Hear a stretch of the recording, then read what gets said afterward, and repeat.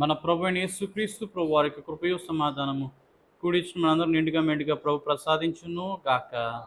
ఆమేన్. దైవాత్మారము నా తనువున వ్రాలుము, దైవాత్మారము నా తనువున వ్రాలుము, నా జీవమంతయు నీతో నిండా చేరి వసింపుము, నా జీవమంతయు నీతో నిండా చేరి వసింపుము. ప్రియమైన దేవుని పిల్లారా, ఈరోజు మరి ఐగుప్తు దేశంలో ఫరోకి చెప్పినటువంటి మాట వినకపోతే దేవుడు మరి 3 విధములైనటువంటి తెగుళ్ళు, అనగా మొట్టమొదటిగా కప్పల గుంపును, అలాగే పేళ్ళు, అలాగే ఈగల గుంపు అనేది ఈరోజు మనము చూస్తూ ఉన్నాం. కనుక ఈ దేవాది దేవుడు సైన్యములకు అధిపతి యెహోవా అని అతనికి పేరు. ఎన్ని సైన్యాలకి అంటే సకల క్రిమికీటకాలకి, అలాగే సకల జీవులకు, సకల మనుషులకు, సకల వృక్షములకు, సకల సృష్టికి కూడా ఆయన సైన్యములకు అధిపతి యెహోవా అని అతనికి పేరు. గనుక ఆయన సైన్యం అంతా కూడా ఆయన వేలిలా అంటే చాలన్నమాట. ఏమొస్తాయి? రమ్మంటే వస్తాయి, చచ్చిపోమంటే చచ్చిపోతాయి. అన్నీ కూడా ఆయన పని మాత్రం నమ్మకంగా చేస్తాయి. కనుక కప్పల గుంపు రప్పించగానే, కప్పలు రాగానే, ఒకప్పుడేమో వర్షాలు పడాలని ఏం చేస్తారు? ఎవరైనా సరే కప్పలకి పూజ చేస్తారు. కప్పలు బెక బెక బెక బెకమని అరుస్తూ ఉంటే దేవుడికంట ప్రార్థన చేస్తున్నాయి అన్నమాట. కప్పలు ప్రార్థన చేస్తే దేవుడు వర్షాన్ని కురిపిస్తాడు అని రైతులకు ఉన్నటువంటి ఒక విశ్వాసం. ఎందుకు అంటే కప్పలు నీటి జీవులు. అవి కప్పలు ఎక్కడ ఉంటాయి చెప్పండి? మురికి వాళ్ళలోని, కాలువల్లోని, చెరువుల్లోని అవి జీవించేటువంటివి. కనుక వర్షాలు పడితేనే అవి జీవిస్తాయి. కనుక నీటి కోసం అవి ఏం చేస్తాయి? వర్షం కోసం ప్రార్థన చేస్తే వర్షాలు పడతాయని ఒక నమ్మకం అనేది జనాలకి ఉంది. ఏమో సకల జీవులు ప్రార్థన చేస్తాయి, కప్పలే ప్రార్థన చేస్తాయని అనుకూలం కదా. సకల జీవులు ప్రార్థన చేస్తే ఇది కప్పలు స్పెషల్గా ప్రార్థన చేస్తాయని వీళ్ళు ఏం చేస్తారు? పిచ్చోళ్ళు కప్పలు పూజ చేస్తే, కప్పలు దేవుడు ప్రార్థన చేస్తే వర్షం అనేది కురుస్తుంది అని అనుకుంటారు. కనుక వాటి కోసం అవి ప్రార్థన చేస్తాయి. మన కోసం ఏం చేస్తాయో చెప్పండి? వాటి బాధ కోసం అది అరుస్తాయి. అందుకే చూడండి, సాయంత్రం 6-7 అయ్యేసరికి నిర్మానుష్యమైనటువంటి పొలాలు ఉంటాయి కదా, అక్కడ అన్ని రకాల జీవులు అరుస్తాయి. అవి ఈగలు అరుస్తాయి, పురుగులు అరుస్తాయి, దాంతోపాటు కప్పలు కూడా ఏం చేస్తుంటాయి? అరుస్తూనే ఉంటాయి. ఆ అరిసిన అరుపులన్నీ కూడా మనం ఏం చేస్తూ ఉంటాం? అప్పుడప్పుడు మనం వింటూ ఉంటాం. కనుక ఈ కప్పలు అనేవి వారు పూజ చేయడానికి మరి చెరువుకి వెళ్ళో, నదికి వెళ్ళో ఏం చేసేవారు? ఎత్తుకుంటూ ఆడి దగ్గరికి వెళ్ళి ఆడి కుంకుమ వేసి, వాటికి పువ్వులు వేసి, వాటికి కొబ్బరికాయ సమర్పించి ఏం చేస్తారు? వాటికి ఆరతిస్తే అందులో ఏ వస్తువు తిందది. అలాగని చెప్పి దానికి ఏ పువ్వులు వేసినా సరే అది గౌరవింపబడదు. ఎందుకంటే దానికి తెలియదు ఈ లోక సాంప్రదాయం ఇలా చేస్తే వాటికి ఏదో గౌరవం వచ్చేద్దని కూడా ఫీల్ అవ్వవు, భయపడిపోతాయి. ఇంకా కప్పలు ఏం చేస్తాయి చెప్పండి? ఇంకొంచెం భయపడిపోతాయి. ఈ లీటర్ వచ్చి మమ్మల్ని చంపేస్తారు ఏంటి అనుకొని, ఏటి రాస్తున్నారు, ఏం వేసేస్తున్నారు అనుకొని భయపడతాయి.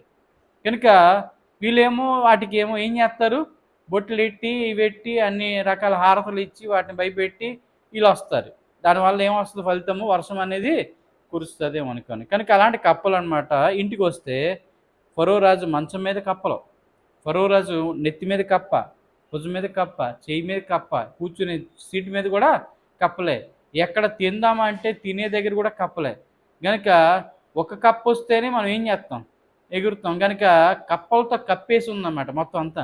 ఈజిప్ట్ దేశం అంతా ఏం చెప్పండి? కప్పలతో కప్పేసేది. కాలు తీసి కాలేద్దామంటే కప్ప. కనుక కప్పలు చూసేసరికి అందరికీ కంపరం అనేది వచ్చింది. అటువంటి రోతగా, అసహ్యంగా ఫీల్ అయ్యి, నాయనో నీకు నమస్కారం పెడతా, మీకు ప్రజలకు ఏం చేస్తాను? నేను పంపించేస్తాను, దయచేసి కప్పల నుంచి మీ దేవుని వేడుకొని ఏం చేయండి?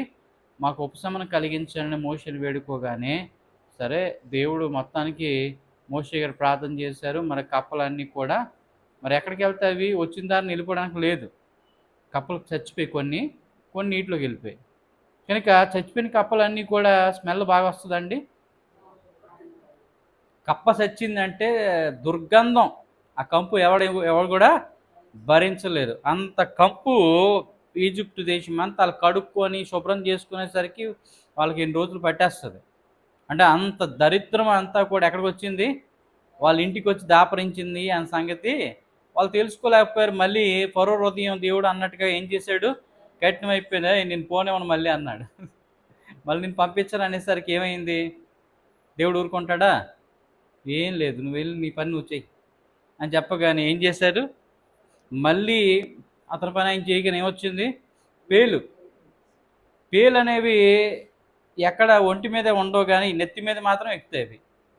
పేలు ఎక్కడ పడతాయి చెప్పండి ఎవరికైనా? ఒంటి మీద ఎక్కడ పట్టవు అవి, కానీ ఎక్కడ పడతాయి అవి? ఒక్క పేను ఉంటేనే చచ్చిపోతాం మనం. ఒక్క పేను ఉంటేనే ఏం చేస్తాం చెప్పండి, ఆ పేలు దువ్విని తీసుకొచ్చి దువ్వి దువ్వి దువ్వి ఆ పేను దొరకదండి. మళ్ళీ ఆ పేను ఎక్కడో దాక్కుంటుంది. మీరు ఎంత దువ్వినా సరే ఏం రాదు, ఆ దువ్వినికి తగలదు. అది అంత సేఫ్టీగా ఎక్కడో దగ్గర నీ రక్తం ఏం చేస్తుంటుంది, తాగేస్తూ ఉంటుంది. సో మనం ఏం చేస్తాం, దీంతో గోకి గోకి మన పుళ్ళు అయిపోతాయి. అలాంటిది మొత్తం తలంతా పేలు పట్టేస్తే పరిస్థితి ఏంటంటారు చెప్పండి? ఎంత హింసాకరంగా ఉంటుందంటే అది చూసిన తర్వాత వీళ్ళు పేలు తయారు చేయలేపారట. ఎవరు? మంత్రజ్ఞం చేయలేక వీళ్ళేమన్నా ఇది నిజముగా దైవశక్తి అని ఎప్పుడు చేశారు, అప్పుడు గుర్తొచ్చింది వీళ్ళకి, ఇది దేవుని వ్రేలు. దైవశక్తి అంటే నెంబర్ 2 అని రాసి ఉంటుంది అక్కడ ఫుట్ నోట్లో. ఏముంటుంది, దేవుని వ్రేలు. కనుక దేవుని వ్రేలు అనే పదం అనేది అక్కడ ఫుట్ నోట్లో ఉంటుంది. కనుక ఆ యొక్క దేవుని వ్రేలు ప్రకారంగా ఏం చేసే ఆ పేలన్నీ కూడా బాగా వాళ్ళని తలకు పట్టి కుడుతుంటే వాళ్ళు అది కుట్టినప్పుడు భరించలేనటువంటి బాధతో ఇబ్బంది పడి నిద్రలో కూడా పట్టక కప్పలతో కొంత నిద్రపోయింది, ఇప్పుడు పేలుతో కొంత నిద్ర పోయినట్టే. సో ఇలాగా ఫోన్ని సరే అని చెప్పి మళ్ళీ వేడుకోగానే ఏం చేశారు, ఈసారి పేలు నుంచి దేవుడు మొత్తానికి ఏం చేశారు, ఉపశమనం కలిగించేశారు. అనేసరికి మళ్ళీ కఠినం అయిపోయారు. ఎవరో? ఫరో రాజు. దేవుడు సైన్యం మరి ఇంకో సైన్యం మొదలైందన్నమాట, అదే ఈగల గుంపు.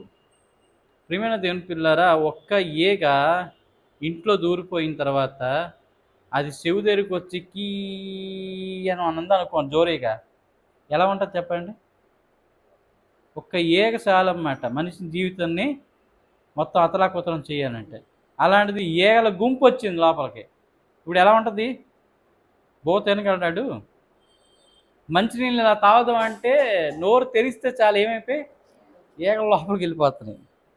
ముక్కులోకి ఈగలు, చెవులోకి ఈగలు, కడుపులోకి కూడా ఏం చేస్తున్నాయి, ఈగలు వచ్చి జోరీగలన్నీ కూడా డిస్టర్బ్ చేస్తుంటే ఆ మనిషి నరక యాతన అనేది పడతాడు. కనుక ప్రియమైన దీని ద్వారా మనం ఏం తెలుసుకుంటున్నామంటే, దేవుడు తన సైన్యముతో లోక సైన్యాన్ని ఏం చేస్తున్నారు, మాట వెనకపోతే బెదిరిస్తాడు, అదిరిస్తాడు. వాళ్ళని చివరికి ఏం చేస్తారు, కృషింప చేసేటువంటి శక్తి ఎవరి దగ్గర ఉంది, దేవుడి దగ్గర ఉంది. అయినా సరే ఈ రోజుల్లో ఎంత పాపం పెచ్చురేగిపోతున్నా ఏ గుంపును వాడకుండా మనని దేవుడు దీర్ఘశాంతంతో వదిలేస్తున్నాడంటే కారణం ఏంటంటే, కృపాకాలంలో ఉన్నాం. ఏ కాలం చెప్పండి? కృపాకాలం. అందుకే దేవుడు వెంటనే స్పందించట్లేదు. చాలా అఘాయిత్యాలు జరుగుతున్నాయి. కొట్టేసుకుంటున్నారు, నరికేసుకుంటున్నాడు, చంపేసుకుంటున్నారు. మనుషుని ఏం చేస్తున్నారు, మరి అఘాయిత్యాలకు పాల్పడుతూ ఉన్నారు. ఎన్ని జరుగుతున్నా సరే దేవుడు చూసి చూడనట్టు ఏం చేస్తున్నారండి, ఊరుకున్న. ఎవరికి శిక్షలు అమలు చేయట్లేదు. చట్టాలు ఉన్నాయి కనుక చట్టాలు చూసుకుంటూ ఉన్నాయి.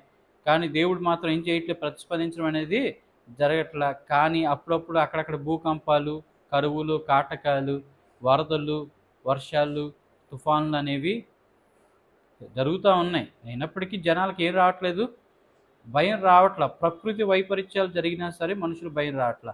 పాపం ఎక్కడైతే వృద్ధి అవుతుందో అక్కడ వినాశనం కూడా అవుతుంది. ఇప్పుడు పాపం వచ్చిన చోట ఏముంటుంది చెప్పండి, వినాశనం అనేది ఉంటుంది. దేవుడు పరిశుద్ధులు ఉన్న చోట అంట ఆయన రక్షణ కవచంగా ఉంచుతాడు. అది దుర్మార్గులు ఉన్న చోట ఏమవుతుంది చెప్పండి, వినాశనం కాచుకొని కూర్చుంటుంది. మరి 5 నీతిమంతులు ఉంటే సొదొమ గొమొర్రా పట్టణాలు దేవుడు ఏం చేస్తానన్నాడు? రక్షిస్తాను అన్నారు. కానీ 5 నీతిమంతులు కూడా అక్కడ లేరు. మరి ఈ 4 నీతిమంతులా అంటే ఈ 4 నీతిమంతులు కాదు కానీ అబ్రహాము గారి కుటుంబం బట్టి దేవుడు ఏం చేశాడు? వాళ్ళని నీతిమంతులుగా పరిగణించాడు. నీతిమంతులుగా పరిగణించి ఎందుకు? ఎవరి కుటుంబం అని చెప్పి? అబ్రహాం గారి కుటుంబం అని. కేవలం అందుని బట్టే. లేకపోతే దెర్ ఇస్ నో ఎగ్జంప్షన్ లేదు అక్కడ. వాళ్ళు కూడా ఆ కేటగిరీలోనే అందరితో పాపులతోనే ఉన్నారు కనుక వాళ్ళు అందులోకి కలిసిపోతారు. కానీ దేవుడు వాళ్ళని మాత్రం కేటగరైజ్ చేశారు. ఎందుకు అంటే కేవలం వీరు అబ్రహాం గారికి కుటుంబీకులు కనుక అందుకని అతను ఏం చేశారు? ఉపేక్షించేటువంటి ప్రయత్నం అనేది చేసినప్పటికీ లోతు భార్య వెనక్కి తిరిగి ఏమైపోయింది? ఉప్పు స్తంభంగా మారింది. ఆ పిమ్మట ఏం జరిగిందో మన అందరికీ కూడా బాగా సంగతి తెలుసు. కనుక ఇందును బట్టి మనం ఏం అర్థం చేసుకోవాలంటే దేవుడు దైవిక కుటుంబంతో సన్నిహిత సంబంధాన్ని కలిగి ఉండటం బట్టి కొంతమందికి ఉపేక్షించడం అనేది జరుగుతుంది, మేలు చేయడం కూడా జరుగుతుంది, అలాగే వారికి దీవెన ఇవ్వడం కూడా జరుగుతుంది. వీళ్ళలో చాలామంది ఐగుప్తీయులైన వారు మరి మిశ్రమ జనాంగం అయిపోయారు. ఎప్పుడు అంటే వీళ్ళు ఐగుప్తు దేశంలో వాళ్ళకు కూడా మంచి పరిస్థితులు లేవని చెప్పి కొంతమంది ఐగుప్తీయులు కూడా ఇజ్రాయెల్తో కలిసిపోయి వచ్చారు. దానివల్ల మొత్తం మోసం అయిపోయింది. మొత్తం ఏమైపోయింది చెప్పండి? అంటే దేవుని ప్రజలతో లోక ప్రజలు కలిసిపోయినందున వారి మనసును నేను చెడగొట్టేశారు. వాళ్ళ మనసును ఏం చేశారు చెప్పండి?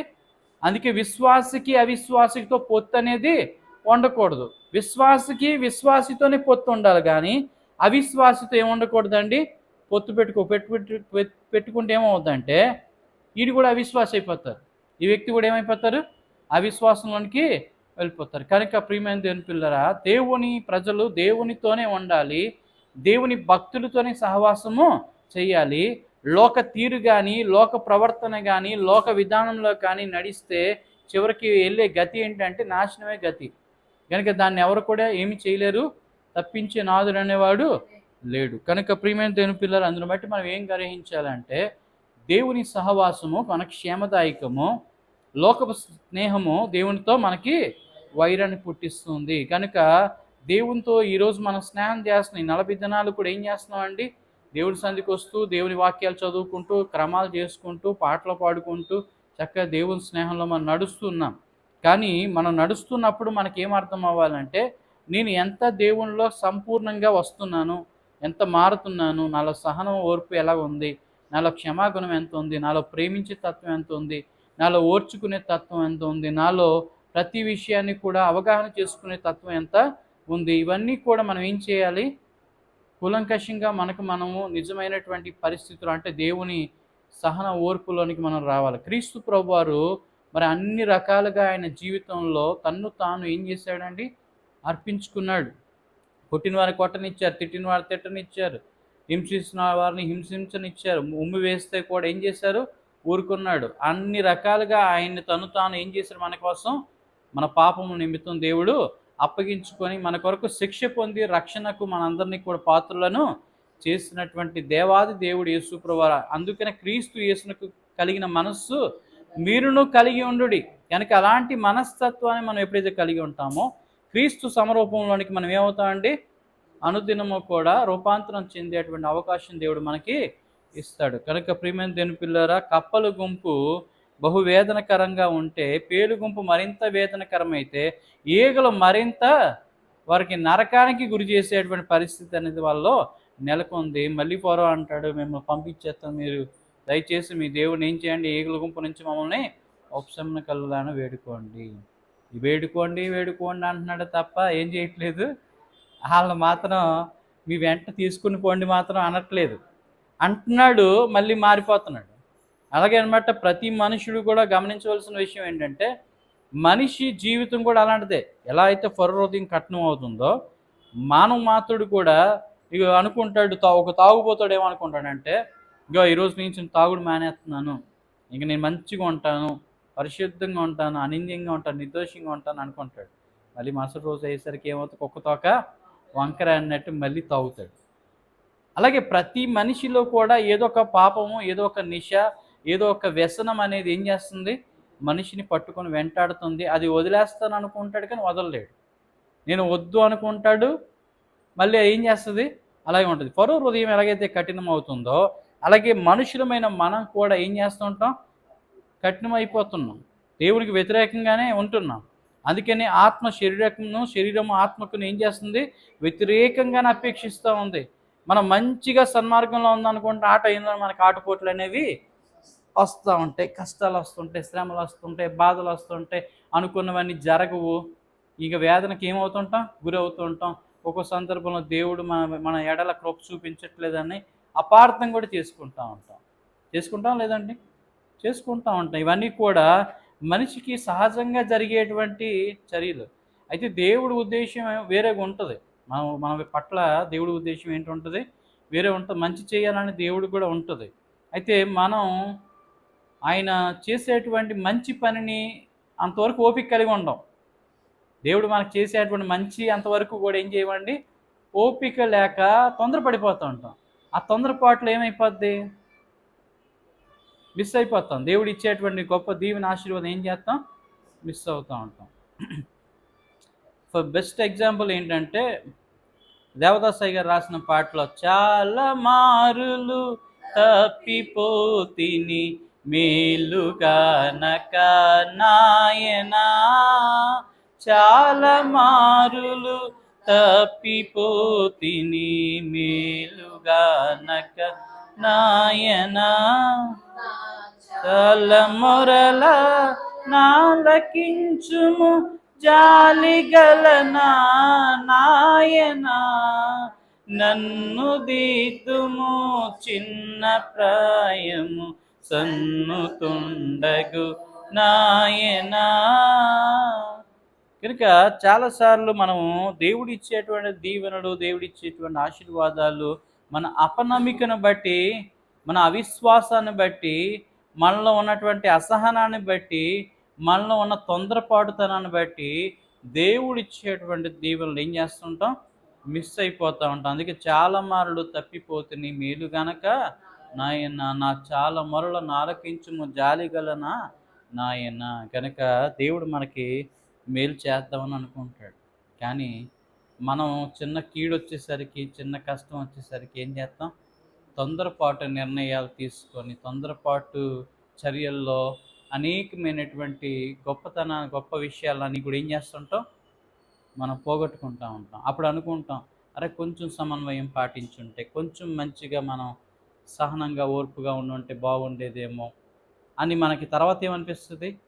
ఆ విషయంలో మనం బాధపడేటువంటి అవకాశం అనేది ఉంటుంది. కనుక ప్రతి ఒక్కరి జీవితం అంతే. చిన్నప్పుడు చాలామంది ఏమనుకుంటారంటే, అయ్యో అందరిలా నేను బాగా చదువుకుని ఉంటే ఇప్పుడు మంచి పొజిషన్లో నేను ఉండేవాడిని, ఉద్యోగం చేసేవాడిని, అలాగే మా అమ్మ నాన్న బాగా నేను చూసుకునేవాడిని, మంచి ఇల్లు కట్టుకునేవాడిని, మంచి పిల్లల్ని చూసి పెళ్ళి చేసుకునేవాడిని. ఇలాగా ఏం చేస్తుంటారు? బాధపడే వాళ్ళు లేరు అంటారా? ఉన్నారు. నా మంచి జీవితం అయ్యేది. ఇంకా కొంతమంది ఏమనుకుంటారంటే అయిపోయిన విషయాలు తలంచుకుంటూ, నేను అనవసరంగా ఈ తాగుబోతోని చేసుకున్నాను, నా జీవితం పాడైపోయింది, ఈ తిరిగిపోతోని చేసుకున్నా, వీటి వల్ల నా పోయింది బతుకు అని చెప్పి ఏం చేస్తుంటారు? కొంతమంది జరిగినటువంటి సంఘటనను బట్టి తలుచుకొని బాధపడుతుండేవాళ్ళు కొంతమంది ఉంటారు. కనుక తన సొంత జీవితాన్ని పాడు చేసుకున్న, బాగు చేసుకున్న కారకులు ఎవరు అంటే వాళ్ళే. దేవుడి కారణం మాత్రం కాదు. ఎప్పుడైనా గమనించండి, అవ్వమ్మ కారణం తన యొక్క జీవితం తను పాడు చేసుకోవడానికి, ఆదాము కారణము తన జీవితాన్ని తను కారణం అయ్యారు తప్ప దేవుడు కారకుడు అవ్వాల. చాలామంది ఏమనుకుంటారు, ఆ చెట్టు వేసాడు కనుక దేవుడే ప్రధాన కారణం అంటారు. ఎలా అవుతాడు ప్రధాన కారణం? ఎగ్జామ్ పెడితే ఎగ్జామ్లో ఫెయిల్ అయిపోవడం మన తప్ప, లేకపోతే ఎగ్జామ్ పెట్టినోడు తప్ప? ఎగ్జామ్ పెట్టినోడు ఎప్పుడు తప్పు కాదండి.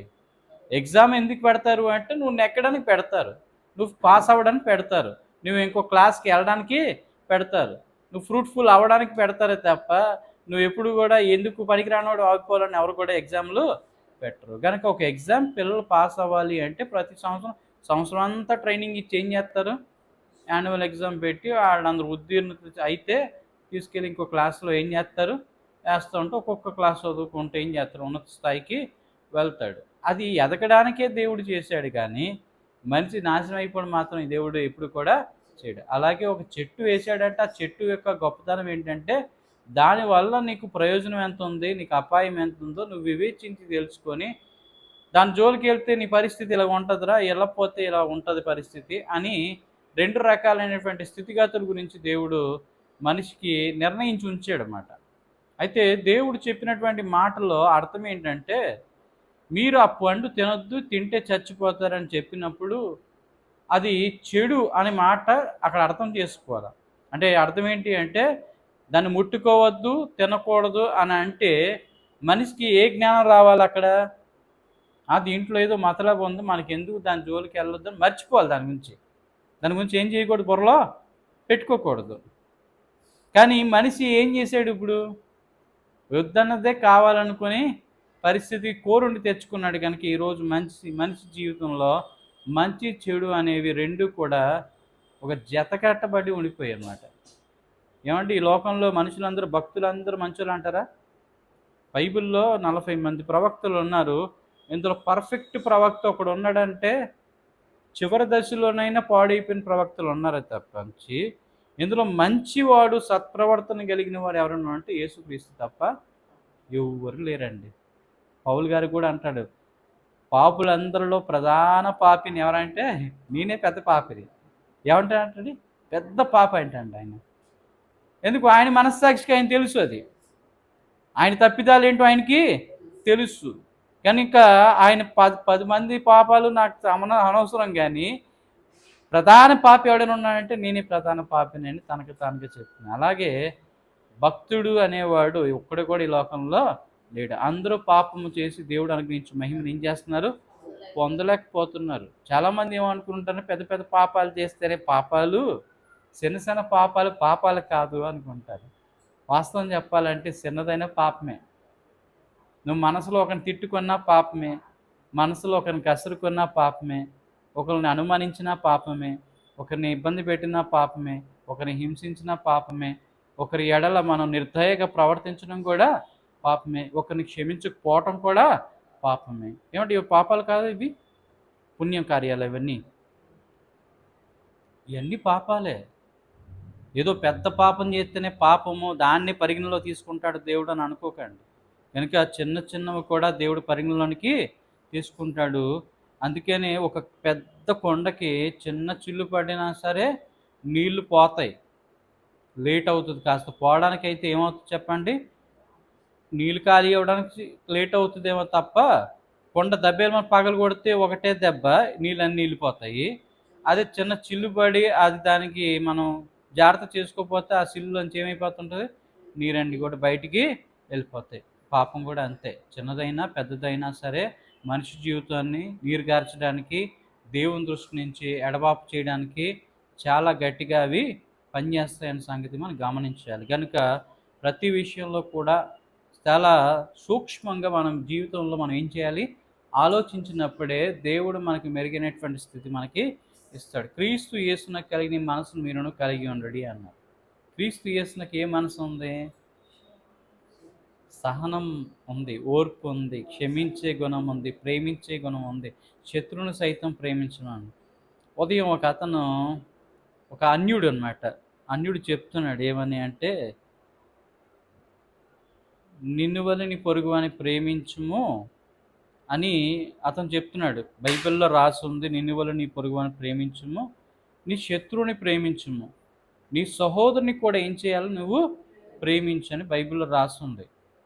అయితే ఆయన క్రైస్తవులను ఏమని అంటున్నాడంటే, వీళ్ళ ఇంట్లో అన్నదమ్ములకి వీళ్ళకి ఆస్తి తగాదాలు ఉంటాయి, గొడవలు ఉంటాయి, వీళ్ళు ఒకరు ఏం చేయాలి? మాట్లాడుకోరు, ఒకరితో ఒకరు పొంతన కలిగి ఉండరు. కానీ వీళ్ళు చెప్పేటప్పుడు మాత్రం ఏం చేస్తారు? చాలా పెద్దగా చెప్తారు. ఏంటి అంటే సహోదర ప్రేమ కలిగి ఉండాలంటారు, తర్వాత శత్రువుని కూడా ఏం చేయాలి? ప్రేమించమని గట్టిగా చెప్తారు. కానీ వాస్తవానికి అన్యుడు ఉన్నంత రీతిగా ఎవడు ఉండట్లేదు? క్రైస్తవుడు ఉండడు. ఆడు చెప్పేవాడే కానీ చేసేవాడు కాదు అని క్రైస్తవుడి గురించి ఒక అన్యుడు ఏం చేస్తున్నాడు? వేలెత్తి చూపిస్తున్నాడు. వాస్తవం కాదా అండి ఇది? వాస్తవం కాదా? ఎవరో బయట వాళ్ళు తగాదాలు ఆడుకుంటే మనం వెళ్ళి మంచి నీతి కబుర్లు బాగా చెప్తాం. అది మన వరకు వచ్చేసరికి ఏమంటుందంటే మనం ఆ కార్యం మనం చేయలేము. ఎందుకంటే వాస్తవానికి మనకంత తెగింపు మనలో లేదు. ఎవరు వదులుకుంటారంటే ఆస్తులు వదిలేసుకుంటారా? సరే తీసుకోరా వదిలేస్తారు. ఇంక నీదే అంతా కూడా, నేను రోడ్డు మీద ఉంటాను అనేసి అనేవాడు ఉన్నాడు ఎవడైనా? అలా అనేవాడు ఒక యేసుప్రభువారు తప్పించి ఎవడు కూడా లేదు. ఆకాశ పక్షులు చూడు, అవి వాటికి ఏమున్నాయి, గూళ్ళు కట్టుకుంటాయి, అవి నక్కలకు బొరియలు ఉన్నాయి. మనిషి కుమారుడు తలవాల్చుకోవడానికి స్థలం కూడా లేదు. బయట గెట్టెత్తి తెలిపాడు ఆయన. వీళ్ళు అరణ్యంలో ఆయన రాత్రంతా ఏం చేస్తారు? ప్రార్థన చేస్తారు. ఒంటరి జీవిగా ఆయన జీవితంలో ప్రభుతో అంటే దేవాది దేవునితో సహవాసం చేసినటువంటి ఏకైక దేవుడు యేసుక్రీస్తు ప్రభువారు తప్ప ఒకరిని ఎగ్జాంపుల్గా తీసుకోవడానికి భూమి మీద బైబిల్లో కూడా ఎవరు కూడా లేరండి. అంత నిష్ఠా గరిష్ఠుడు, పరిశుద్ధుడు, పరమదేవుని యొక్క సుపుత్రుడైనటువంటి యేసు ప్రభువారిని మాదిరిగా తీసుకోవడం అనేది సాధ్యమైనటువంటి విషయం అనేది కాదు. చాలామంది మనుషులు మనం ఉంటాం, నీతి వాక్యాలు చాలా చెప్తాం, కానీ నీతిగా బతకడం అనేది మన వల్ల కాదు. కనుక ప్రతి ఒక్కరం కూడా దేవుని దృష్టికి అనీతిమంతునిగానే కనిపిస్తుంది. స్వార్థం లేని మనిషి భూమి మీద ఉన్నాడా చెప్పండి? నాకు ఇది వద్దు, నేను వదిలేస్తాను, అన్నీ కూడా దేవుడి కోసం వదిలేస్తా, ప్రజల కోసం వదిలేస్తాను అనుకునేవాడు ఒక్కడు కూడా లేడు. ఒక చిన్న చెంచా వదలలేమండి. ఎవరికైనా ఒక చెంచానో, ఒక గరిటో, గిన్నె, ఒక చిన్న గ్లాస్ ఇస్తేనే ఏం చేస్తాం? అది అడుగుతాం అన్నమాట. అడుగుతామా? లేదండి. మా గ్లాస్ ఉండిపోయింది, కొంచెం గ్లాస్ తీసుకొచ్చి అడుగుతాం అనమాట. ఇది మన మన మనస్తత్వం అదనమాట, మన స్టాండర్డ్ ఆఫ్ మైండ్ సెట్ అది. అంటే చూడండి ఎంతగా మనం ఎంత దిగజారిపోయి ఉన్నాం అనేది మనకి అర్థం అవుతుంది ఇక్కడ. కనుక ఎవరు మనం హర్షించదగే మనస్తత్వం ఎవరిలో కూడా లేదు. కనుక అర్థం చేసుకోవాల్సిన విషయం ఏంటంటే, దేవుడి సన్నిధికి వస్తున్న మనము ఫ్యాక్ట్స్ అనేవి మనము మాట్లాడుకోవాలి, తెలుసుకోవాలి. అరే నేను ఇంకా ఎందులోనే ఉన్నాను కదా, నేను పరలోకంకి వెళ్తానికి నేను ఎక్కడ అర్హుడిని అవుతాను, నాకు అర్హత ఉందా, నేను అసలు ఎలిజిబుల్ అవుతానా, దేవుడు నిజంగా నా దగ్గరికి వచ్చి నాతో మాట్లాడతాడా అనేది మన మనసులో ఏం చేయాలా, మనం తెలుసుకోవాలి. కనుక లేదు నేను ఎప్పుడు ఇలాగే ఉంటాను అనుకుంటే ఇంక మన ఎవడు మార్చలేడు అన్నమాట. మార్పు చెందడానికి, మారడానికి, దేవుల్లో ఉండడానికి మన వంతు ప్రయత్నం మనం ఏం చేయాలా, నిదానంగా చేసే ప్రయత్నం అయితే చెయ్యాలి. సంపూర్ణంగా ఒక రోజులో అందరూ మారిపోయే వాళ్ళు ఎవరు కూడా లేదు. అలాగే ప్రపంచం అంతా మారిపోద్ది. అరే రేపు అందరూ చచ్చిపోతారంటే ఈరోజు అందరూ మారిపోతారు. రేపు అందరికీ కూడా ఏం లేదు, మరి సూర్యోదయం లేదు, సూర్యాస్తమయం లేదు, రేపుతో లాస్ట్ వచ్చి శకలం వచ్చి తగిలేస్తుంది అనేసరికి రాత్రి ఏం చేస్తారు, ఉపవాసం ఉండిపోతారు. అందరూ కూడా తిండి తెప్పలు మానేసి ప్రభు నన్నే తీసుకెళ్ళి అనేవాళ్ళు మనం అందరం ఉంటాం. మనమే కాదు, ప్రపంచం అంతా కూడా ఉంటుంది. ఎందుకు, రేపు లేదు అనేసరికి ఈరోజు ఆ భగవంతుడి దగ్గరికి వెళ్ళిపోవాలని కోరుకునే వాళ్ళం మన అందరం. అంటే ఆపద మొక్కుల వాళ్ళమే తప్ప దేవునికి ఆశతో ప్రార్థన చేసేవాళ్ళం అయితే కాదు. కనుకనే ఇందుని బట్టి మనం అర్థం చేసుకోవాలంటే ఈ ఫరో రాజు కూడా అలాంటివాడే. కష్టం వచ్చినప్పుడు మీ దేవుని వేడుకోండి, నా మనసు మారిపోయింది, ఇక మిమ్మల్ని పంపించేస్తాను అన్నవాడు. అలాగే ఫరో లాంటి మారు మనసు లేనటువంటి మనస్తత్వం ఎవరిది అంటే మనం అందరం ఉన్నామండి. అందరం ఉన్నాం, భక్తులు అందరూ ఉన్నారు, నిజమైన భక్తులు కూడా ఉన్నారు. వీళ్ళలో కూడా తప్పులు లేవంటారా? అందరూ పాపం చేసి దేవుని మహిమను పొందలేకపోతున్నారు. చూడండి ఎంత పెద్ద భక్తులు ఉంటారు, వాళ్ళకి ఎంత పెద్ద కోపం ఉంటుంది. పెద్ద భక్తులు ఉంటారు, కోపం ఎక్కువ, వాళ్ళకే ఎక్కువ. వాళ్ళు చాలా కోపిష్ట మనుషులు అన్నమాట. ఎక్కువ ప్రార్థనలో ఉండే వాళ్ళ దగ్గరికి వెళ్ళి మీరు చిన్న మాట కదపండి, వాళ్ళు ఎంత రియాక్షన్గా చూస్తారంటే, అంటే మనసులో అంటే ముఖంలో ఆ చూపు ఉంటుంది చూసారా, అది గుండెల్లో ప్రింట్ అయిపోద్ది. మరి వెళ్తుంది. అంటే ఏం ప్రార్థన పరులు వీళ్ళు, మొత్తం మనసంతా కూడా ఏమైపోయింది, పాడైపోయింది వీళ్ళు చూడగానే అన్నంత రియాక్షన్ ఇస్తారన్నమాట. అందుకనే నిజమైనటువంటి భక్తురాలు అయితే నేను నమ్ముతాను. నా మటుకు ఆమె చూడలేదు నేను, కానీ ఏదో మా అమ్మ నాన్నగారు చెప్పడం బట్టి ఇక్కడికి రావటం బట్టి తెలుసుకున్నాను. కానీ డాక్టర్ నేను ఆత్మనమ్మ గారు అయితే మాత్రం చాలా మంచి వ్యక్తి.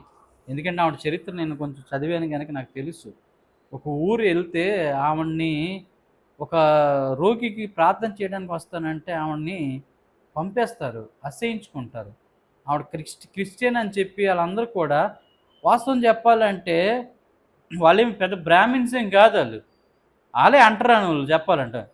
ఈవిడ వెళ్తే ఈవిడ అంటరాని వాళ్ళలాగా ఏం చేశారు, వాళ్ళు చిచి చిచి వెళ్ళు వెళ్ళు వెళ్ళు" అని చెప్పి ఏం చేశారు ఆవిడని?